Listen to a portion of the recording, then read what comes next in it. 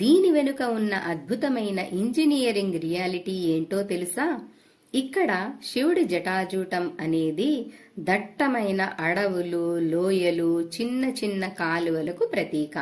విపరీతమైన స్పీడుతో వస్తున్న నీటిని ఒకేసారి వదలకుండా అనేక చిన్న చిన్న ప్రవాహాలుగా విడదీసి ఆ ఫోర్స్ ను తగ్గించారు.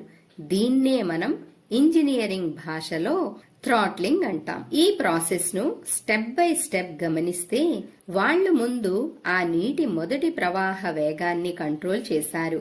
ఆ తరువాత నీరు ఎటు పడితే అటు వెళ్లకుండా పెద్ద పెద్ద మట్టి కట్టలు, కాలువలు తవ్వి సేఫ్ గా రూట్స్ క్రియేట్ చేశారు. లాస్ట్ కి ఆ చిన్న ప్రవాహాలన్నింటినీ ఒక సిస్టమేటిక్ ఆర్డర్ లో కంట్రోల్ చేశారు. ఇవాళ మనం గొప్పగా చెప్పుకునే భగీరథ ప్రయత్నం అనే మాటకు అసలైన ఇంజనీరింగ్ మీనింగ్ ఇదేనండి. కానీ ప్రాజెక్ట్ అక్కడితో అయిపోలేదండోయ్. నెక్స్ట్ మన 5వ అంశం జహ్ను మహర్షి ప్రవాహ మార్గాన్ని మార్చడం.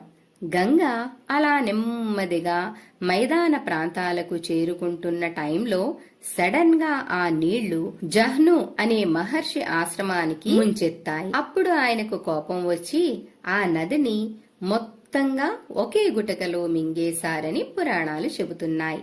భగీరథుడు మళ్లీ బ్రతిమలాడుకుంటే అప్పుడు ఆయన తన చెవిలో నుండి గంగను జహ్నవిగా బయటకు వదిలారన్న కథ వినడానికి చాలా ఆశ్చర్యంగా, ఫ్యాంటసీలా ఉంది కదూ. కానీ వాస్తవానికి అక్కడ ఏం జరిగి ఉంటుందంటే ఉత్తర భారతదేశంలోని మైదానాలు చాలా ఫ్లాట్ గా ఉంటాయి.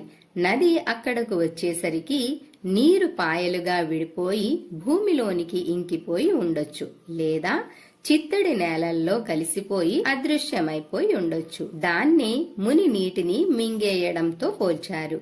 అప్పుడు భగీరథుడు ఆ ప్రాబ్లంను స్టడీ చేసి ఆ పల్లపు భూముల నుండి ప్రవాహ మార్గాన్ని కొద్దిగా మళ్లించి నదిని తిరిగి ఒక గాడిలో పెట్టారు. బాడీలో చెవి ఎంత ఎత్తులో ఉంటుందో భౌగోళికంగా కూడా నదిని మళ్లీ సరైన ఎత్తులో అలైన్ చేయడమే ఈ చెవిలో నుంచి నది రావడం వెనుక ఉన్న